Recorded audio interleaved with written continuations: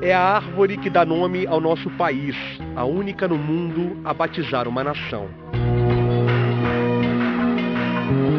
Falar do pau-brasil é fazer um resgate da nossa história. O pau-brasil é essa árvore que a gente tem, né, aqui ao fundo. Ela, em área de mata, ela pode chegar a 20, 25 metros de altura. Aqui, logicamente, a gente está num ambiente urbano. Então, muitas vezes as pessoas até se assustam e falam, mas o pau-brasil é pequeno assim. É porque ela não está no ambiente dela natural. Então, ela não precisa competir tanto por luz com porte menor. O pau-brasil foi a primeira atividade econômica do Brasil. Estamos falando de muito tempo atrás, lá por volta de 1500, logo depois da descoberta do país. A história nos revela que a madeira foi a primeira riqueza que chamou a atenção dos portugueses, comandados pelo navegador Pedro Álvares Cabral. A exploração da espécie era estimulada basicamente pela abundância e resistência da madeira. No tronco da árvore, o pigmento vermelho extraído passou a ser usado para atingir roupas. Foram 375 anos de exploração econômica, segundo o Ministério do Meio Ambiente, até o pau-brasil praticamente desaparecer pela primeira vez na história do país. Todas as espécies que correm risco de extinção, tanto o replantio quanto a exploração dessa árvore, ou dessa espécie, da própria floresta natural, ela é regulamentada. Então, se você vai fazer uma plantação dessas mudas, é preciso ter autorização para que você desenvolva esse criadouro. Se você for fazer a exploração na natureza, você só faz se tiver uma autorização específica. No caso do pau-brasil, é proibida a exploração. O pau-brasil é conhecido por outros nomes: Ibirapitanga, pau-vermelho, pau de Pernambuco, arabutã, ibirapitã, muirapiranga, orabutã, pau-rosado ou pau de tinta. Haja nome, né? Em outubro e novembro, a árvore se cobre de flores amarelas. Ela é bonita, é uma árvore ornamental. As flores, o período de floração que ocorre no final da primavera e início do verão é muito bonita, são flores amarelas. Então é uma planta extremamente ornamental. Então, mas muitas pessoas gostam de plantar para ter um exemplar de pau-brasil, já que foi a árvore que deu nome ao país. O pau-brasil também pode ser um grande aliado no tratamento de algumas doenças crônicas. Foi o que descobriram pesquisadores da Universidade Federal de Pernambuco. Por telefone, conversamos com a farmacêutica Ivone de Souza, envolvida nesta pesquisa. O pau-brasil, ele apresenta propriedades medicinais bem importantes, né, para vários tipos de patologia, como, por exemplo, atividade anti-inflamatória. Ele é utilizado como um tônico também e principalmente ação cicatrizante. E isso nós conferimos dentro do laboratório através de uma investigação científica baseada nas informações de uso popular. Os pesquisadores acreditam que o pau-brasil seja capaz de diminuir tumores em até 80%.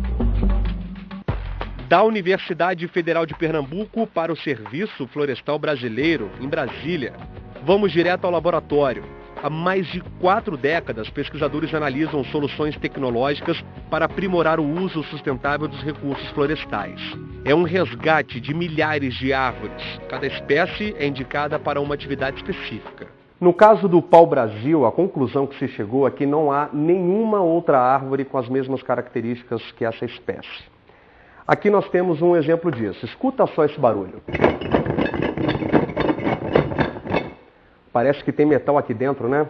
Mas se eu te disser que esse é o som do pau-brasil, você acredita? Eu vou provar para você. Isso acontece porque o pau-brasil tem algumas substâncias, como a brasilina, por exemplo, usada para fazer corante, que nenhuma outra espécie tem. Essa é apenas uma das curiosidades.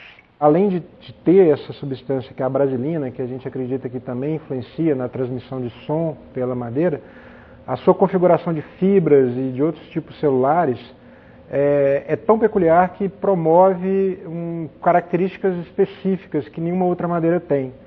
Essa madeira ela é uma madeira de crescimento lento e ela tem uma densidade que favorece a produção de sons que nós não encontramos em outros tipos de madeira. É por isso que o pau-brasil tem grande importância no mercado. E aí nós temos um problemão. Esse valor extremamente grande que a gente encontra nesse tipo de material faz com que o tráfico dessa madeira seja muito intenso. para fora do Brasil. O pesquisador fala sobre o tráfico de pau-brasil e destaca que parte dessa venda ilegal pode terminar em música sinfônica. É isso mesmo, a madeira é ótima para a fabricação de arcos de violino. Para fazer um arco de violino você não precisa de muita madeira. Um pedaço desse, isso aqui é um arco de violino semi-acabado e é o tipo de coisa que a gente encontra que o pessoal trafica para a Europa. Então isso aqui é muito fácil de traficar, é muito diferente de você traficar uma tora de madeira como a gente vê aqui no Brasil, madeira ilegal. No caso do pau-brasil, isso é retirado da natureza ilegalmente, eles cortam em pequenos pedaços e conseguem mandar grandes volumes para fora aos pouquinhos, né? Alexandre é biólogo, mestre em ecologia de biomas tropicais. Há 5 anos, ele é o responsável pelo setor de anatomia da madeira do Laboratório de Produtos Florestais. Ele fala também dos diferentes tons de vermelho que o pau-brasil proporciona.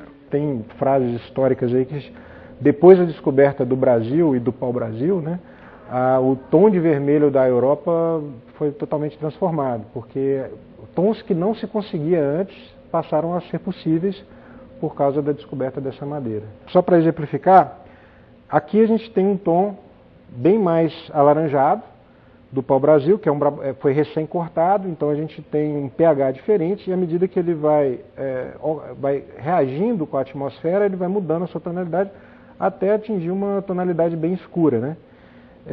Isso devido à brasilina. E isso a gente vai observar só no cerne, o cerne da madeira, que é essa parte escura interna, né? Então a gente tem aqui essa parte clara, chamada de alburno, que é uma parte de madeira mais jovem, que não é muito útil. Ela não tem as mesmas propriedades que a gente vai ter no cerne. Ou seja, com isso aqui você não consegue fazer um arco de violino, nem extrair o corante. O problema disso é que o cerne demora muito tempo para ser formado, às vezes mais de 30 anos. É uma madeira rara, que não tem crescimento rápido. E aí nós temos outro problema. Isso faz com que os plantios artificiais ou monoculturas de pau-brasil sejam muito complicados. Porque se você planta o pau-brasil usando uma metodologia, por exemplo, que a gente utiliza para plantar eucalipto em larga escala, a gente só consegue essa parte branca, né? A gente conseguiria, por exemplo, um pau-brasil com esse diâmetro em pouco tempo, porém ele teria crescido muito rápido, ele não teve tempo de formar a madeira que realmente tem valor. Um plantio onde o retorno só vem depois de 40 e 50 anos está longe de ser um negócio atrativo. O desafio é tornar o plantio do pau-brasil viável. Aproveitando a nossa visita ao laboratório, Alexandre nos mostra um novo experimento com a espécie histórica. Eu vou colocar aqui um pouco de base, aqui é um pedacinho de pau-brasil, né, só para mostrar um pedaço de pau-brasil. Eu vou pingar um pouquinho aqui de uma substância básica de um lado e do outro lado eu vou colocar uma substância ácida. E aqui eu vou mostrar então como que a gente vai obter 2 tonalidades de vermelho diferentes dependendo do pH. Então aqui a gente tem uma tonalidade mais alaranjada, que é a brasileína, né? É a substância em pH ácido. E aqui no básico a gente tem uma tonalidade de vermelho bem escuro, que é a substância já na forma de brasilina. Por isso que os portugueses se encantaram tanto com o pau-brasil, uma espécie rara de características muito peculiares.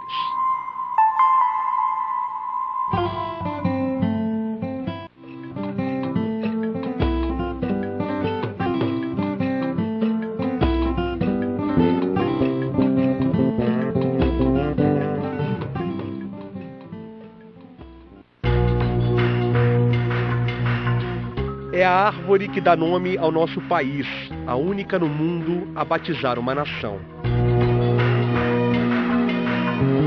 Falar do pau-brasil é fazer um resgate da nossa história.